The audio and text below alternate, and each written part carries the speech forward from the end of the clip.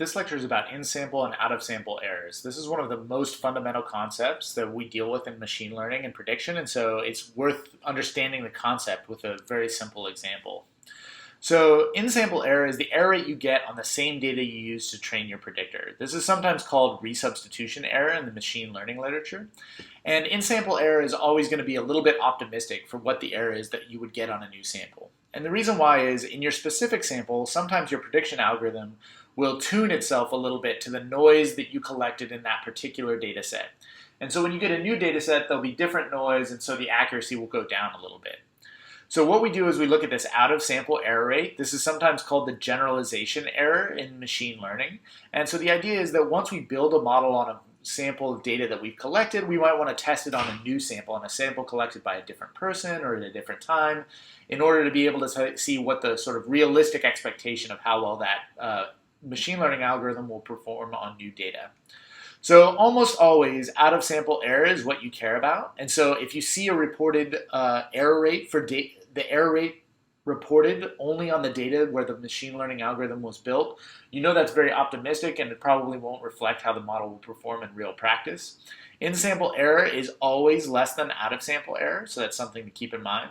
And the reason is overfitting. Basically, again, you're matching your algorithm to the data that you have in hand, and you're matching it a little bit too well.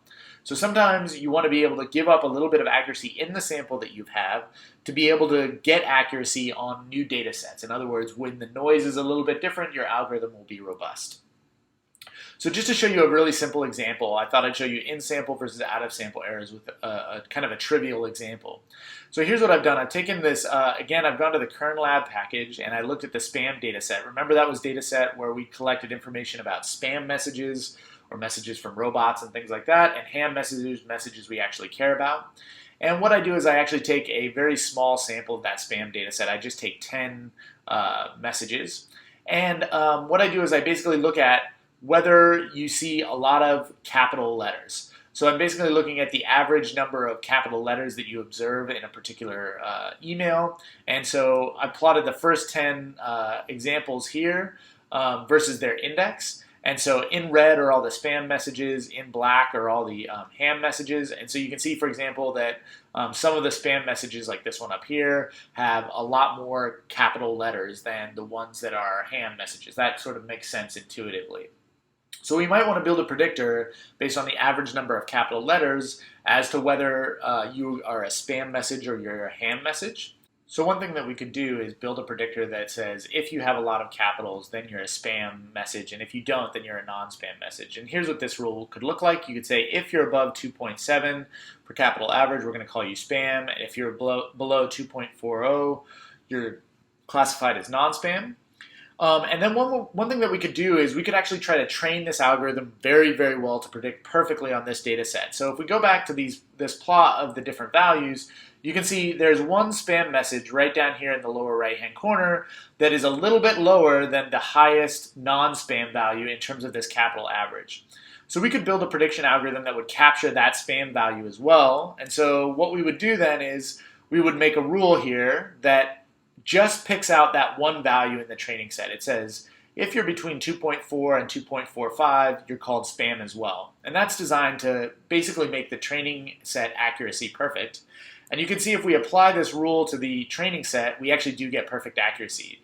So if you're non-spam, we perfectly classify you as non-spam, and if you are spam, we perfectly classify you as spam. An alternative rule would not train quite so tightly to the training set, but would still use the basic principle of if you have a high number of capital letters, then you're a spam message. And so this rule might look something like this. If you're above 2.40, you're a spam message. If you're less than or equal to 2.40, then you're a non-spam message. So this rule on the training set would then miss that one value. In other words, you could have a prediction of non-spam for that one spam message that was just a little bit lower in our training set. So overall, this looks like in the training set that the accuracy is a little bit lower for this rule, and it's a little bit more simplistic. So then we could apply it to all the spam data. In other words, apply it to all the values, not just the values that we had in that small training set. And these are the results that you would get. So this is a table of our predictions on the rows here, and in the columns, that's the actual values. And so you can see the number of errors that we make are the errors here that are on the off diagonal elements of this little matrix that we've created. So those are the number of errors that we've made. And so what we can look at is we can actually look at the average number of times that we're right using our more complicated rule. So this is just the sum of the times that our prediction is equal to the actual value in the spam data set. And so that happens 3,366 times in this data set. And then we can also look at the more simplified rule, the rule where we just use the threshold, and also look at the number of times that that's equal to the real spam type. And you can see about 30 more times we actually get the right answer when we use this more simplified rule. So what's the reason that the simplified rule actually does better than the more complicated rule? And the reason why is overfitting. So in every data set, we have two parts. We have the signal component. That's the part we're trying to use to predict. And then we have noise. So that's just random variation in the data set that we get because the data are measured noisily. And so the goal of a predictor is to find the signal and ignore the noise. And in any small data set, you can always build a perfect in-sample predictor, just like we did with that spam data set. You can always carve up the prediction space in the small data set to capture every single quirk of that data set. But when you do that, you capture both the signal and the noise. So for example, in that training set, there was one spam value that had a slightly lower capital average than some of the non-spam values, but that was just because we randomly picked a data set where that was true, where that value was low. So that predictor won't necessarily perform as well on new samples because we've tuned it too tightly to the observed training set.